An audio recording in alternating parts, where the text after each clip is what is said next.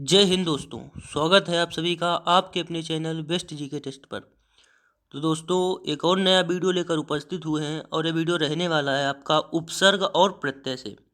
दोस्तों UP forest guard के हिंदी के सिलेबस को देखते हुए उपसर्ग और प्रत्यय से 2 से 3 प्रश्न जरूर पूछे जाते हैं, उसी को देखते हुए वीडियो लेकर आए हैं। और इस वीडियो में जितने भी प्रश्न पूछे गए हैं वह यूपी ट्रिपल किसी न किसी परीक्षा में ज़रूर पूछे जा चुके हैं। तो यह प्रश्न आपके लिए बहुत ही फायदेमंद होने वाले हैं। तो चलिए चलते हैं अपने पहले प्रश्न की ओर, लेकिन उससे पहले बता दें कि हमारे चैनल पर केवल यूपी फॉरेस्ट गार्ड की तैयारी कराई जा रही है। हिंदी और जीके, यूपी जीके, इन सभी के वीडियो टॉपिक वाइज अपलोड हो चुके हैं। आप चैनल की प्लेलिस्ट में जाकर उन्हें देख सकते हैं। तो चलिए चलते हैं अपने पहले प्रश्न की ओर। तो पहला प्रश्न है कि संयोग में किस उपसर्ग का प्रयोग हुआ है। आपके ऑप्शन रखे हैं सम, सन, संग, सु। तो इसका सही आंसर होगा वो ऑप्शन नंबर ए, सम। संयोग में सम उपसर्ग का प्रयोग हुआ है। यदि हम संयोग की संधि विच्छेद करें तो सम प्लस योग से बनता है, इसीलिए योग एक पूर्ण शब्द है जबकि सम उसमें उपसर्ग लगा है। प्रश्न नंबर 2 है निम्नलिखित में से किस शब्द में तद्धित प्रत्यय का प्रयोग हुआ है। वार्षिक, भिड़ंत, लड़ाई, मिलाप। तो इसका सही आंसर होगा वो ऑप्शन नंबर सी, लड़ाई। जो शब्द संज्ञा और सर्वनाम से जुड़कर बनते हैं वह तद्धित प्रत्यय कहलाते हैं। प्रश्न नंबर 3 है कि प्रत्येक शब्द में कौन सा उपसर्ग है। प्र, प्रति, एक, इक। कौन सा उपसर्ग होगा प्रत्येक शब्द में। तो प्रत्येक शब्द की जब संधि विच्छेद करेंगे तो होगा प्रति प्लस एक, यानी एक एक पूर्ण शब्द होगा जबकि प्रति उसमें उपसर्ग लगा है। ऑप्शन नंबर बी सही होगा। प्रश्न नंबर 4 है कि बैठक शब्द में कौन सा प्रत्यय है। बै, बैठ, अख, क। तो इसका सही आंसर होगा वो ऑप्शन नंबर डी, का। बैठ एक पूर्ण शब्द है जबकि का उसमें प्रत्यय लगा है। प्रश्न नंबर 5 है कि अंतिम में किस प्रत्यय का प्रयोग हुआ है। आ, म, इम, तिम। अंतिम में किस प्रत्यय का प्रयोग हुआ है। तो अंत प्लस इम, यानी कि ऑप्शन नंबर सी सही होगा, इम। अंतिम में इम प्रत्यय का प्रयोग हुआ है। प्रश्न नंबर 6 है कि दुरात्मा में कौन सा उपसर्ग है। दूर, दुरा, दुर, दुस। तो दुरात्मा में जो उपसर्ग होगा वो होगा ऑप्शन नंबर सी, दुर। दुर प्लस आत्मा, दुरात्मा में दुर उपसर्ग होगा। प्रश्न नंबर 7 है कि सुहावना, लिखाई व छलिया में निहित प्रत्यय के लिए सही विकल्प का चयन कीजिए। अवना, खाई या वना आई या आवना ई या आवना आई या। जिसका सही आंसर होगा वो ऑप्शन नंबर डी, आवना आई या। सुहावना में आवना, लिखाई में आई व छलिया में इया प्रत्यय का प्रयोग हुआ है। प्रश्न नंबर 8 है कि अधिकार में उपसर्ग है। कर, कार, अधि, आ। अब ये प्रश्न 2019 10/3/2019 को पूछा गया स्टेनोग्राफर भर्ती परीक्षा में। तो अधिकार में जो उपसर्ग होगा वो ऑप्शन नंबर सी, अधि। अधि प्लस कार, अधिकार। प्रश्न नंबर 9 है कि धार्मिक में प्रत्यय है। का, इक, का, इक, मिक, धर्म। तो इसका सही आंसर होगा वो ऑप्शन नंबर बी, इक। धर्म प्लस इक, धार्मिक।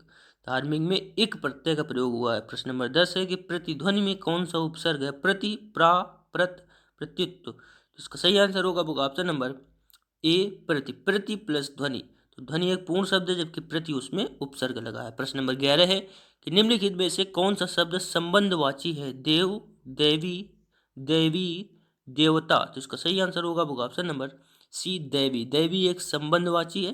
प्रश्न नंबर 12 है कि जो संज्ञा सर्वनाम आदि शब्दों से जुड़कर नए शब्दों की रचना करते हैं वह कौन से प्रत्यय कहलाते हैं। तो अभी हमने आपको बताया कौन से प्रत्यय कहलाते हैं। जो संज्ञा सर्वनाम आदि शब्दों से जुड़कर बनते हैं वह तद्धित प्रत्यय कहलाते हैं। ऑप्शन नंबर ए सही हो जाएगा।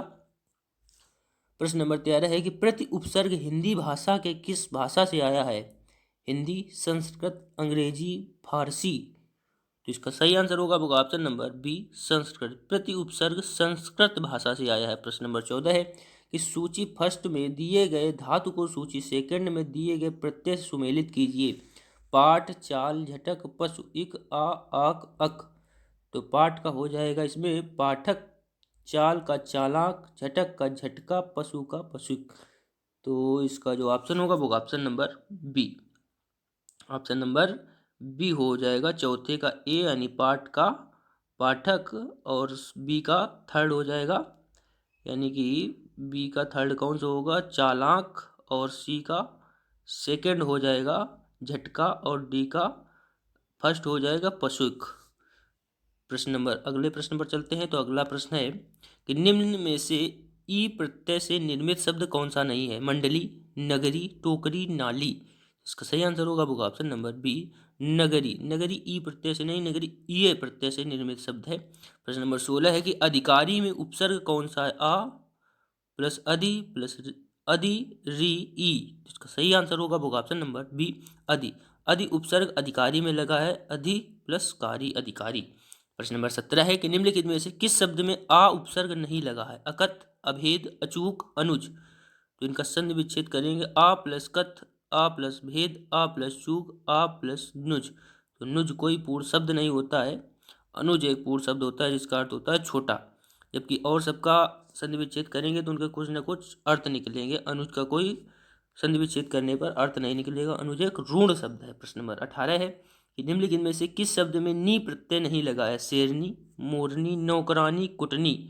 तो इसका सही आंसर होगा वो ऑप्शन नंबर सी, नौकरानी। नौकरानी में नी प्रत्यय नहीं लगा है, नौकरानी में आनी प्रत्यय लगा है, नौकर प्लस आनी। प्रश्न नंबर 19 है कि उपसर्ग वह शब्द है जो किसी शब्द के बाद में जुड़ता है, किसी शब्द के मध्य में जुड़ता है, किसी शब्द के आगे जुड़ता है, शब्द में कहीं भी जुड़ सकता है। इसका सही आंसर होगा वो ऑप्शन नंबर सी, किसी शब्द के आगे जुड़कर उसके अर्थ में भिन्नता प्रकट करते हैं वह उपसर्ग कहलाते हैं। प्रश्न नंबर 20 है कि अध्यक्ष में कौन सा उपसर्ग है? अभि, अध, अति, अध। तो इसका सही आंसर होगा वो ऑप्शन नंबर ए। यहाँ पर अभि नहीं, यहाँ पर अधि होगा, अधि प्लस यच, अध्यक्ष। प्रश्न नंबर 21 पर चलते हैं। संग्राम में उपसर्ग है सम, सन, सम, स, सत। तो संग्राम का संधि विच्छेद करेंगे तो सम प्लस ग्राम। ऑप्शन नंबर बी हो जाएगा, सम प्लस ग्राम, संग्राम। ग्राम विकास अधिकारी 2018 से सेकंड में पूछा गया प्रश्न है। प्रश्न नंबर 22 है कि सावधानी में कौन सा प्रत्यय है? नी, धानी, ई, आनी। तो सावधानी में एक मूल शब्द देखें तो सावधान, उसके साथ लग जाएगा ई, तो सावधानी, यानी कि ऑप्शन नंबर सी, सावधानी। प्रश्न नंबर 23 है कि जिंदगी में कौन सा प्रत्यय है? गी, ई, दगी, ई। जिसका सही आंसर होगा वो ऑप्शन नंबर ए, गी। जिंद प्लस गी, जिंदगी। प्रश्न नंबर 24 है कि हमें अपशब्द नहीं बोलना चाहिए। व्याकरण की दृष्टि से रेखांकित शब्द क्या है? विशेषण, संज्ञा, उपसर्ग, अव्यय। इसका सही आंसर होगा वो ऑप्शन नंबर सी, उपसर्ग। अप प्लस शब्द, शब्द एक मूल शब्द जबकि अप उसमें उपसर्ग लगा है। प्रश्न नंबर 25 है कि आगमन में उपसर्ग है आ, अ, आग, मन। तो आगमन जो हो जाएगा इसमें गमन एक पूर्ण शब्द हो जाएगा जबकि आ इसमें उपसर्ग लग जाएगा, गमन यानी कि जाना। प्रश्न नंबर 26 है कि रसोईया में प्रत्यय है इया, इया, आ, रस। इसका सही आंसर होगा वो ऑप्शन नंबर बी, इया। रसोईया में इया प्रत्यय है। प्रश्न नंबर 27 है कि उपसर्ग बताइए। अत, इंद्री, अति, अतो, अ, अत। जिसका सही आंसर होगा वो ऑप्शन नंबर ए, अति। अति प्लस इंद्री, अतीन्द्री। प्रश्न नंबर 28 है कि धातु के अंत में जोड़े जाने वाले प्रत्यय है क्रियाघोतक प्रत्यय, कृत्य प्रत्यय, तद्धित प्रत्यय, भावघोतक प्रत्यय। तो इसका सही आंसर होगा वो ऑप्शन नंबर बी, कृत्य प्रत्यय। अब ये प्रश्न 2018 वन रक्षक परीक्षा में पूछा गया जिसकी आप तैयारी कर रहे हैं इस समय।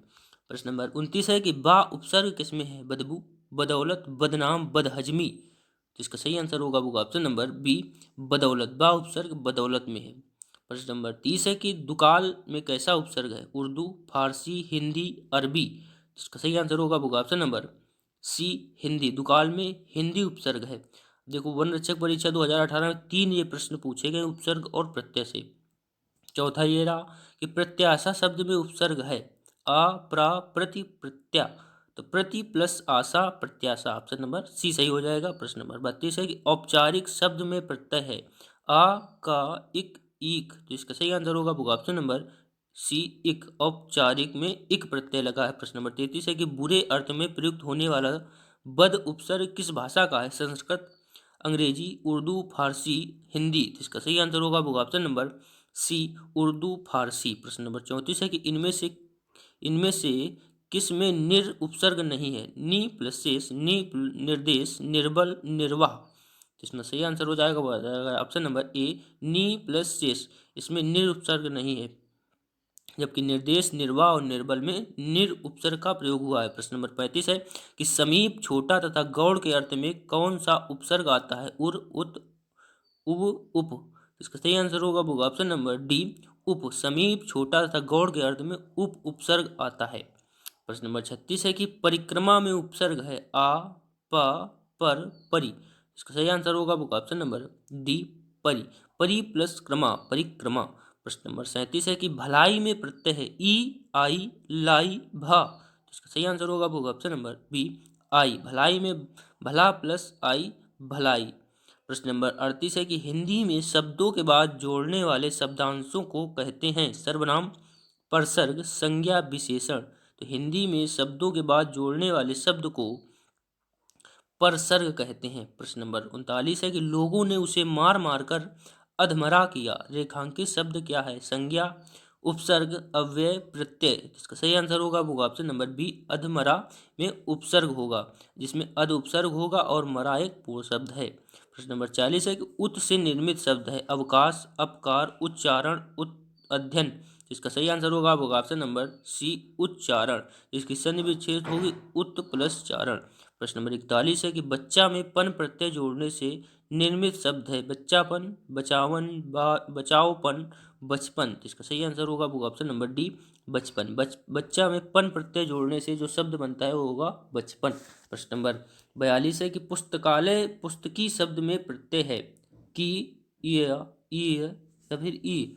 इसका सही आंसर होगा वो ऑप्शन नंबर सी, ये। पुस्तकी में पुस्तक, पुस्तक प्लस ये पुस्तकी हो जाएगा। प्रश्न नंबर 43 है कि परा उपसर्ग का अर्थ है भीतर, उल्टा, बाहर, आसपास। तो इसका सही आंसर होगा वो ऑप्शन नंबर बी, उल्टा। परा उपसर्ग का अर्थ है उल्टा।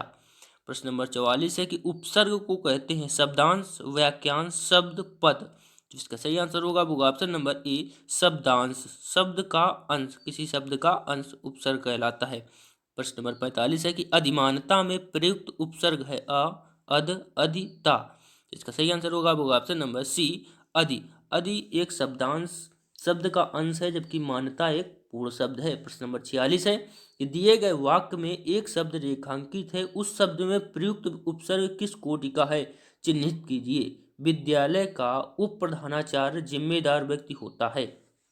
तत्सम उपसर्ग, तद्भव उपसर्ग, विदेशज उपसर्ग, देशज उपसर्ग। इसका सही आंसर होगा ऑप्शन नंबर ए, तत्सम उपसर्ग। प्रश्न नंबर 47 है कि प्रत्यय होता है शब्दांश, वाक्यांश, पदांश, पदांश। तो इसका सही आंसर होगा ऑप्शन नंबर ए, शब्दांश। प्रश्न नंबर 48 है कि सुमित्रा में प्रत्यय होगा आ, अ, इत्रा, त्रा। जिसका सही आंसर होगा ऑप्शन नंबर ए, आ। सुमित्रा में आ प्रत्यय होगा। प्रश्न नंबर 49 है कि असुरक्षित शब्द में कौन सा उपसर्ग है? अ, सु, आ प्लस सु, इत। तो इसका सही उत्तर होगा ऑप्शन नंबर सी, आ प्लस सु दोनों ही होंगे, क्योंकि सुरक्षित भी पूर्ण शब्द है और रक्षित भी पूर्ण शब्द है, यानी कि आ प्लस सु दोनों ही उपसर्ग इसमें प्रयोग किए जा सकते हैं। प्रश्न नंबर 50 है कि किस शब्द में उपसर्ग नहीं है? अपवाद, पराजय, प्रभाव, ओढ़ना। तो अप प्लस वाद इसमें उपसर्ग है। परा प्लस जय, तो जय भी पूर्ण शब्द है, इसमें परा उपसर्ग है। प्रभाव इसमें प्रा उपसर्ग है, जबकि ओढ़ना, ओढ़ना में कोई उपसर्ग नहीं लगा है। प्रश्न नंबर 51 है कि निम्नलिखित पद में कौन सा पद वैया प्रत्यय लगाने से बना है? रवैया, डटैया, खवैया, बचैया। तो इसका सही आंसर होगा ऑप्शन नंबर सी, खवैया। निम्नलिखित पद में खवैया में वैया प्रत्यय लगा है। प्रश्न नंबर 52 है कि आंशिक शब्द में प्रत्यय क्या है? आ, का, इक, सिक। तो इसका सही आंसर होगा ऑप्शन नंबर सी, इक। अंश प्लस इक, आंशिक। प्रश्न नंबर 53 है कि कौन सा प्रत्यय हिंदी भाषा में बहुवचन के रूप में जाना जाता है? ओ, ए, आ। जिसका सही आंसर होगा ऑप्शन नंबर ए, ओ। ओ प्रत्यय हिंदी भाषा में बहुवचन के रूप में जाना जाता है। प्रश्न नंबर 54 है कि कहावत शब्द में प्रयुक्त प्रत्यय है हावत, वत, कहे, आवत।